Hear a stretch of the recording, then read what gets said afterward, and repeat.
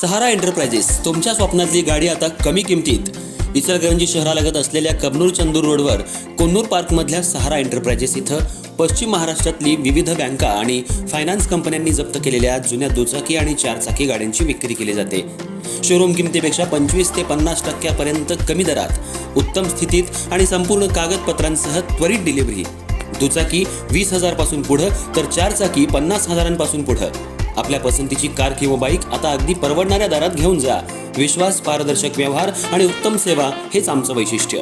पत्ता Konnur park, Kabnur Chandur road, Ichalkaranji. Proprietor Rajubhai Ajgar. संपर्क 8055810910 आणि 9860785780.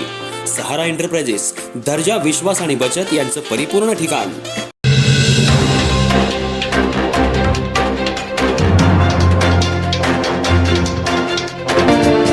चेन स्नॅचिंग प्रकरणातील आरोपीला जामीन. ॲडव्होकेट रियाज बांडदार यांच्या युक्तिवादाला यश.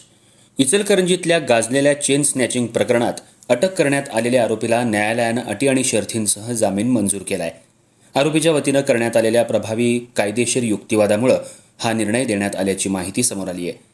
इचलकरंजीच्या शिवाजीनगर पोलीस ठाण्यात दाखल झालेल्या चेन स्नॅचिंग प्रकरणातील आरोपी समीरुल्ला रियाज अहमद पेंढारी, राहणार मुरगुड, तालुका सौंदत्ती, जिल्हा बेळगाव याचा जामीन अर्ज न्यायालयानं मंजूर केलाय.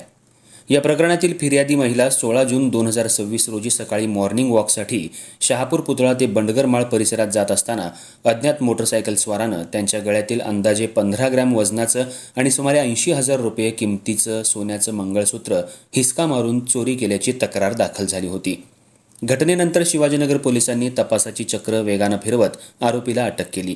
तपासादरम्यान आरोपीकडून सोन्याच्या दागिन्याचा काही भाग, गुन्ह्यात वापरण्यात आलेली हिरो स्प्लेंडर प्लस मोटरसायकल आणि ॲपल आयफोन 11 मोबाईल जप्त करण्यात आला होता. दरम्यान आरोपीच्या वतीनं ॲडव्होकेट रियाज रफिक बांडदार यांनी न्यायालयात जामीन अर्ज दाखल करून प्रभावी बाजू मांडली.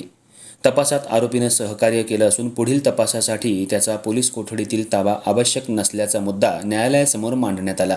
तसंच जामीन मंजूर केल्यास तपासावर कोणताही विपरीत परिणाम होणार नसल्याचंही सांगण्यात आलं. दोन्ही बाजूंचा युक्तिवाद ऐकल्यानंतर न्यायालयानं योग्य त्या अटी आणि शर्थी घालून आरोपीचा जामीन अर्ज मंजूर केला.